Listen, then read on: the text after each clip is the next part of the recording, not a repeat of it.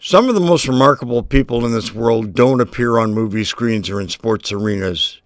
They work in offices, study in classrooms, and raise families at home. They're just ordinary people like you and I. Ordinary people who happen to have experienced something extraordinary and survived. Off the Map is a travel television series I directed and shot over a 12-year period. Unlike most explorer stories, these modern travelers are women. Ordinary women who agreed to be filmed taking journeys to extraordinary places. On the Greenland program, I was joined by our female host, Lisa. Our intention was to explore a small part of Greenland using Nuuk, the capital, as our base. I went on this trip to Greenland at a time when I had just left a job I had been in for about 5 years.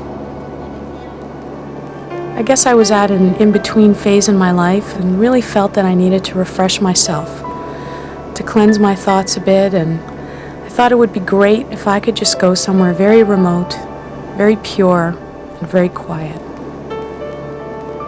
Greenland is this enormous island in the northern Atlantic Ocean. It's actually the world's largest island, and about 85% of it is covered by ice. When I was looking out the window as we were approaching Greenland, my first thought was, I am about to land on the top of the world. And it actually really felt like we were on the top of the world. It was very, very sparse, and it was very serene. There were no cars below us. There was no real activity below us. It was just this enormous white landmass. 88% of Greenland's population are Inuit, or mixed Danish and Inuit. The remaining 12% are of European descent, mainly Danish. I landed in the city of Nuuk, which is the capital of Greenland, located on the west coast.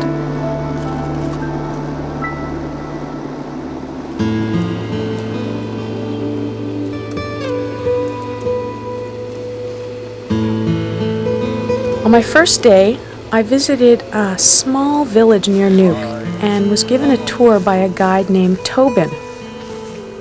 As Greenland is actually a county of Denmark, there are many, many Danish people living and working there.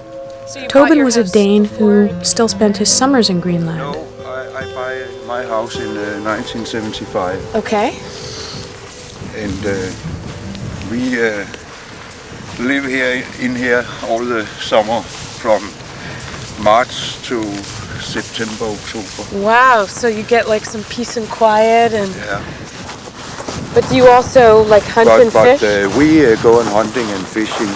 So what do you hunt for? For seal in the summer. Okay. And in the winter we hunt rabbits and birds. Oh wow, what a great cemetery. Very mystical. Yeah. Are there any ghosts in the village? A lot of people meant there are ghosts. Oh really? Good ghosts? Yes. Like good spirits? Yes. But a lot of the people who come here is afraid to go around in the evening. The nomadic Inuit people were traditionally shamanistic, with a well-developed mythology primarily concerned with appeasing a sea goddess who controlled the success of the seal and whale hunts. Do you know anybody that's buried in here? No, I don't know the people who's buried here because it was before I came in here. What were these tracks used for? Many years ago, fishing was a big industry in this area, and Tobin showed me around an old fish plant. Fishing is a major industry in Greenland. The country imports almost everything except for fish, seafood, and other animals, such as whales and seals. Hey, great boat. What's this kind of boat used for? He also showed me a fishing boat, still in use today. Today they use it for fishing and hunting, and they also take it on their shoulder and go in the... On your shoulders? Field. Yes. How heavy is it? It's not heavy. Oh yeah, it's like made out of plastic. Yes. Okay. So they would like take the boat on their backs like a canoe, carry it up the mountain, Go hunting. from lake to lake Okay. and go on hunting. Can you take it on your shoulder? Yes, I can. Okay, let's see. I don't believe you. I shall do that. Okay. No, it's okay. You don't have. I don't want you to hurt yourself. I'd feel really bad.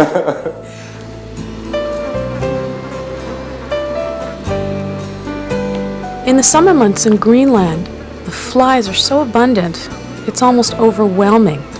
But they didn't hamper my activities. I had a really, really great afternoon when I spoke to Joanna and her mother Marie. They really, really touched me. What really struck me the most was how much they loved their country. They were so nationalistic, and they almost felt sorry for me that I didn't live there. That looks really good.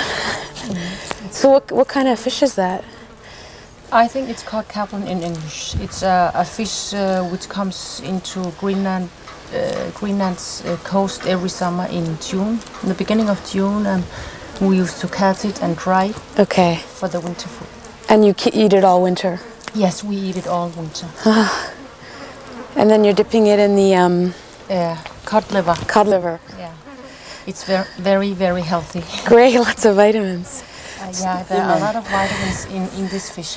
So, Joanna, when did your mother move here to the village? 1937. She moved here in 1937 Wow. when she was 12 years old. Does she still enjoy living here very much?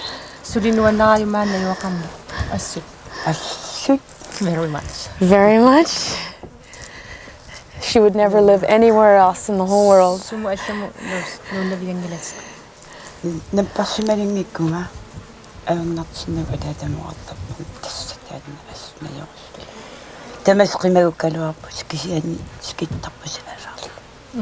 If they don't get sick, they will never Ever leave here. ever leave from here.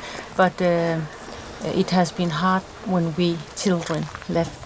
Oh, yeah. So, but she's glad to have us every summer back here.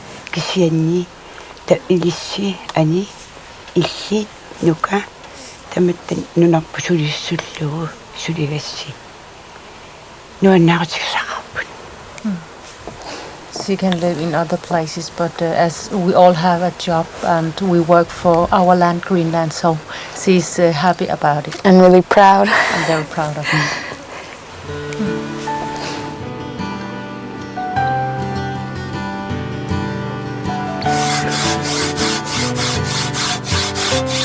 Later that day, I met an Inuit carver who made stone sculptures in the traditional style. He spoke only Greenlandic,